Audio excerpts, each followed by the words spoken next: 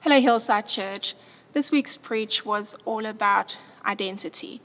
And so I wanted to look at one of the best examples of identity. So we first went into the Gospel of Luke, and we looked at the Last Supper, where the disciples were sitting at the table and actually having an argument about who is the greatest.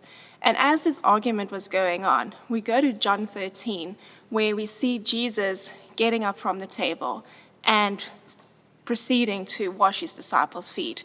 In that very moment, it is such an uncomfortable space where the disciples are sitting and wondering, what is he even doing and why is he even doing this? But Jesus says to them, you might not know what I'm doing now, but you will understand. The thing about this whole act that Jesus is doing, it's not just about the washing of feet, but it's actually about him showing them humility. Just couple of seconds later, they were fighting about who's the greatest. And even Jesus removes his royalty and puts on servanthood.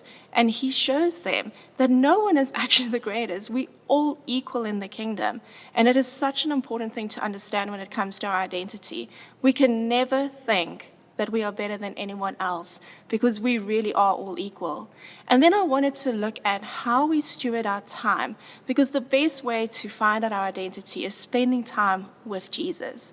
And nothing comes close to it. And the only way we do that is prioritizing our time and our days. And so the one thing that really hit me was our time actually really matters, and how we steward that time matters. And so for this week, I want to challenge us. Let's look a bit at our lives. Where have we compromised some time with Jesus? Have we put it aside to maybe just once in a while connect with him?